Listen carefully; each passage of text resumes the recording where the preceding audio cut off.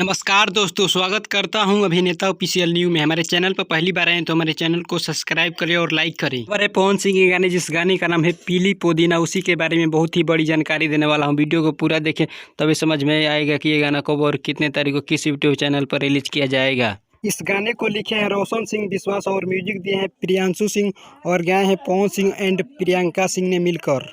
और इस गाने को रिलीज किया जाएगा 5:45 पर कल सुबह। जी हाँ दोस्तों, इस गाने को रिलीज किया जाए 2 अगस्त 5:45 पर ओएफ म्यूजिक यूट्यूब चैनल पर। देखना नहीं भूलिए क्योंकि वीडियो शानदार और धमकदार होने वाला है। इसमें रवि पंडित और पवन सिंह नजर आने वाले हैं। बहुत ही शानदार और धमकदार वीडियो होने वाला है। वीडियो अगर पसंद आए हो तो हमारे चैनल को सब्सक्राइब करें और लाइक करें, साथ ही कमेंट करें कि वीडियो कैसी लगी।